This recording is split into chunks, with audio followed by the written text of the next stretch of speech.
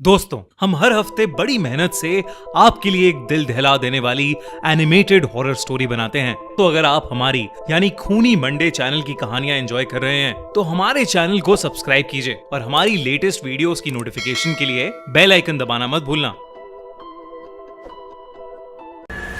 Evil dead part 2।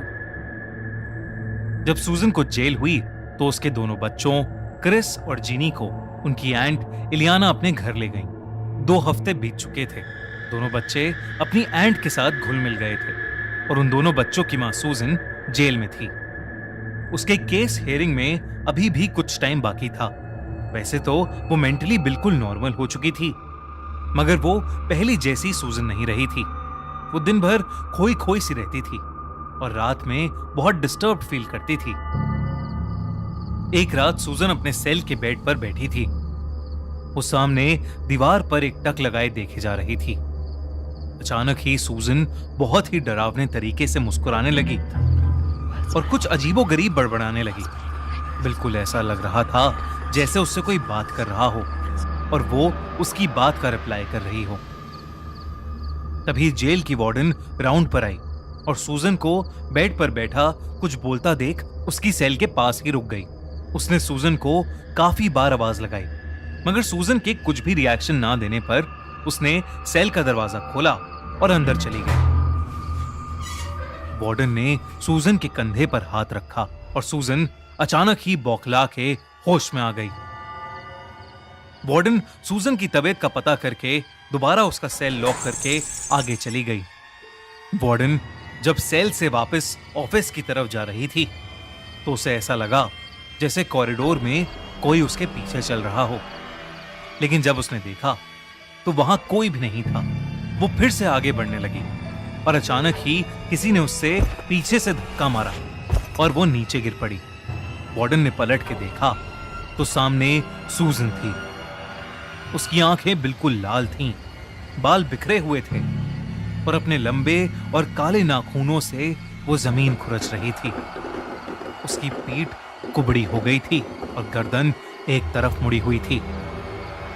Warden के देखते देखते ही सूजन उसकी तरफ आई और उसने वार्डन को वहीं नोचकर मार डाला। सूजन वहां से भाग गई और सुबह होते ही पूरे जेल में शोर मच गया। सभी सूजन को ढूंढने में लग गए। वहीं दूसरी तरफ उसी सुबह सूजन की बहन इलियाना को पुलिस का फोन आया और उन्होंने इलियाना को सूजन के बारे में इन्फॉर्म कर दिया।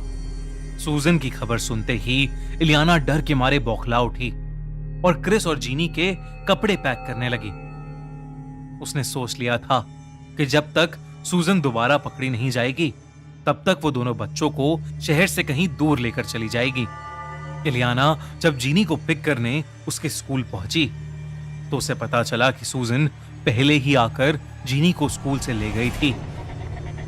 ये सुनकर इलियाना घबरा उठी। उसने क्रिस को अपने साथ लिया और वापस सूजन के पुराने घर पहुंच गई। क्रिस अंदर जाने से बहुत डर रहा था तो इलियाना ने उसे कार में ही वेट करने को कहा और खुद अंदर चली गई। इलियाना उस घर के अंदर गई और हाथ में क्रिस की हॉकी स्टिक लेकर वो जीनी को ढूंढने लगी। उसने पूरा घर छान मारा, लेकिन सूजन और जीनी कहीं नहीं थे। उन्हें ढूंढते ढूंढते उसका ध्यान डाइनिंग टेबल पर गया, जहां वो वुडन बॉक्स पड़ा था। वही वुडन बॉक्स जिसे इलियाना खुद कहीं दूर किसी समुंदर में बहा कर आई थी। उस बॉक्स को देखकर इलियाना शॉक हो गई।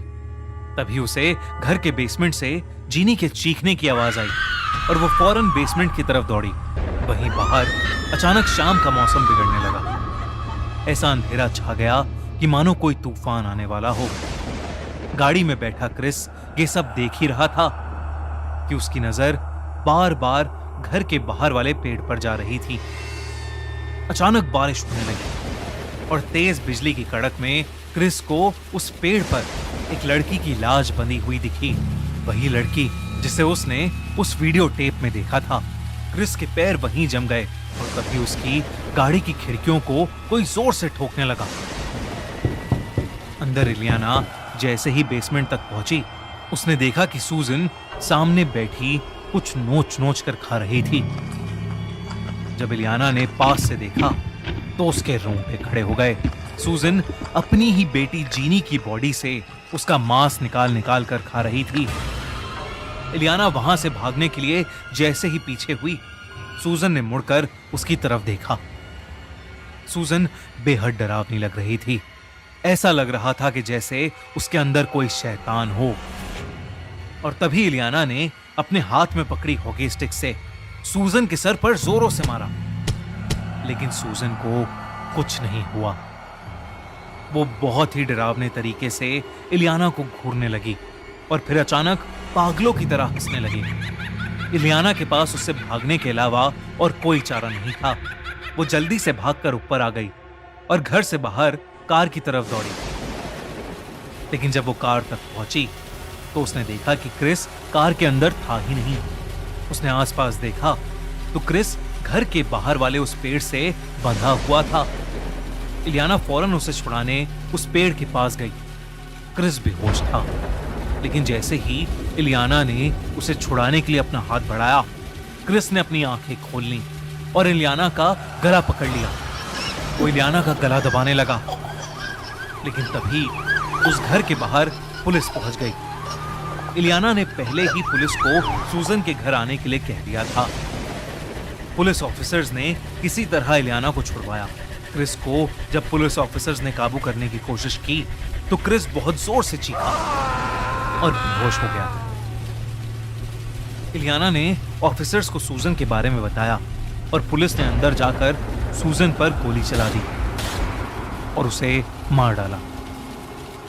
क्रिस को फौरन हॉस्पिटल ले जाया गया, लेकिन वो बच नहीं पाया।